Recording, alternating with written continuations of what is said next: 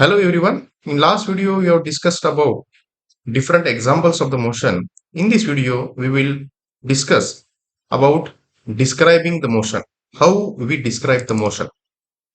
To describe the location of an object by specifying a reference point or the origin. Mainly to describe location of a particular object we need some reference point or the origin. With reference to this point or with reference to this reference point or the origin we will locate that object or we can tell the location of the object. Now the question is how to choose this reference point.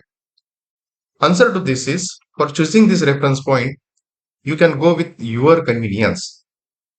According to your convenience you can choose the reference point. Let us take an example.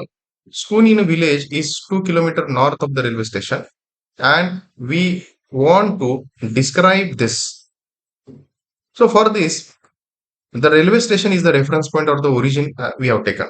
We want to define the location of the school or location of this object with reference to this railway station. Here, railway station is the reference or the origin point. Now we know the directions east, west, northeast, east, west, north, south, northeast, northwest, southwest, southeast. All these directions we know. We will make use of these directions. Now suppose this is the railway station, this is our reference point of the origin, right? And with reference to this railway station or with reference to this origin, we want to define the school. So this is the school, location of the school, and we know that that school is 2 kilometers north of the railway station. So north direction, so this is the north direction.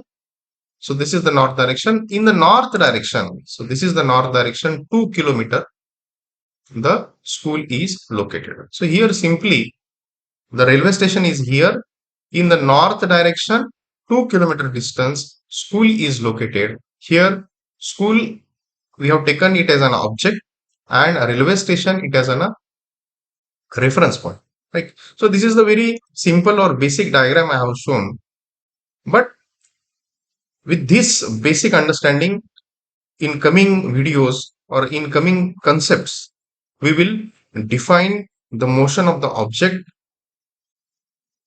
It may be for some uniform motions, non-uniform motions. There also some graphs we will plot. So for basic understanding how we describe the motion, this is a very good example. So in coming videos, we will discuss more about how to describe the motion and how to define the motions. Thank you.